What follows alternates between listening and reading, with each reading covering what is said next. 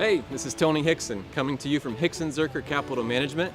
Today we'll chat about what drove the markets in the month of May and what's on our radar for what might be coming this summer. The economy has sped up a bit during the spring. In April, consumer spending rose 0.4%, gaining the most since December. Spending was aided by rising incomes and tax refunds. Lower inflation, reflected in decreasing oil prices, gave consumers an extra bolster. But even with the curb in inflation, the Federal Reserve still indicated that they'll raise rates in June and soon begin shedding some of its $4.5 trillion in asset holdings. Experts give little indication that the U.S. economy will reach its 3% growth this year, with healthcare and tax reform still stalled in Congress.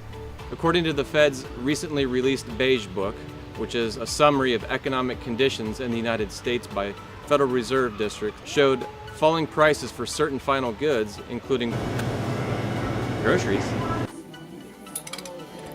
clothing, and autos.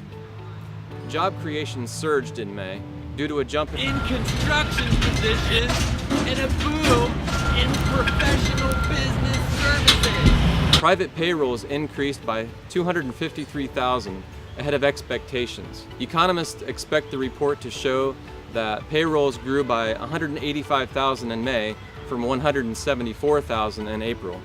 They predict that the unemployment rate, now 4.4%, is headed to 4%. Even with all the uncertainty, the Dow, S&P 500, and NASDAQ were all on track to post monthly gains. Tech-heavy NASDAQ gained 2.5% in May and posted its 7-month winning streak, the longest since 2013. The Dow, S&P 500, and NASDAQ closed lower on May 31st after financials dropped 0.8%. Treasury yields fell steeply compared to where they began trading in 2017. On May 31st, the benchmark 10-year yield hung near 2.19%. It started the year near 2.5%.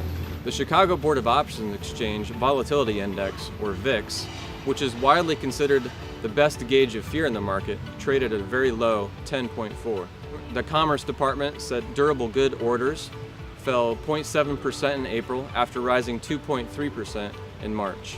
This was the first downturn since durable goods orders fell 4.6% in November. Orders for transportation equipment fell 1.2%, followed by a drop of 9.2% in orders for civilian aircrafts. The Consumer Confidence Index, which previously decreased in April, fell again in May, but U.S. consumers are still optimistic overall. The index now stands at 117.9, mostly what economists expected for the month of May. The Consumer Confidence Index last fell to 120.3 in April after hitting 125.6 in March, its highest level since December of 2000. Economists closely watch the mood of consumers because their spending makes up about 70% of U.S. economic activity. In the coming months, we will be watching the second quarter.